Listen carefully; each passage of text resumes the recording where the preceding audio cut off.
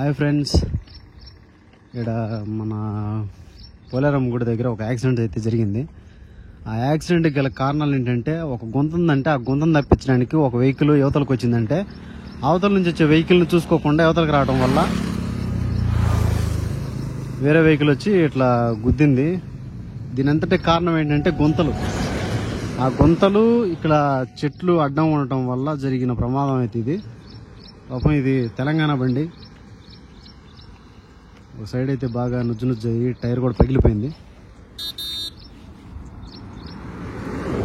చూడండి, ప్రమాదాలు ఎక్కడి నుంచి ఎలా వస్తాయో మనం చెప్పలేము. కొద్దిగా చాలా జాగ్రత్తగా వెళ్ళాలి. దానికి తోడు రాష్ట్ర ప్రభుత్వం అనేది దీన్ని దృష్టిలో ఉంచుకొని ఈ రోడ్డు వైపు ఉన్న చెట్లు, ఆ గుంతల్ని నీట్గా బూట్ చేస్తే ఇలాంటి ప్రమాదాలు జరగకుండా చాలా బాగుంటుందని నా అభిప్రాయం. ఓకే.